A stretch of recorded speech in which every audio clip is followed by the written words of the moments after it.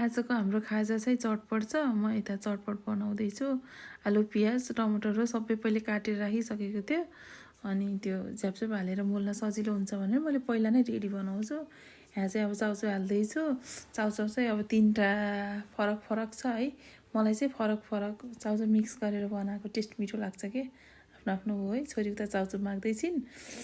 अलिकति छोरीलाई पनि दिएँ अनि अब बनाउँदैछु। अब त्यति धेरै भयङ्कर ठुलो त केही पनि हालेको छैन, साधारण चिजहरू हालेको मिठो बनाउँछ नि त्यस्तो भुजियाहरूले नि।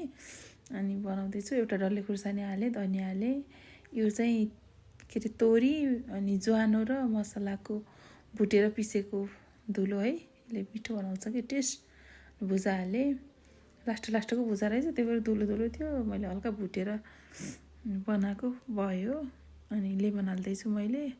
अम्बुलेर नि दालमा हालिसकेँ। भित्रले चिसो चिसो छ, जाडो लागिसक्यो। अनि हामी चाहिँ भित्र बनाएर बाहिर घाममा बसेर भान्जा भान्जी छोरी म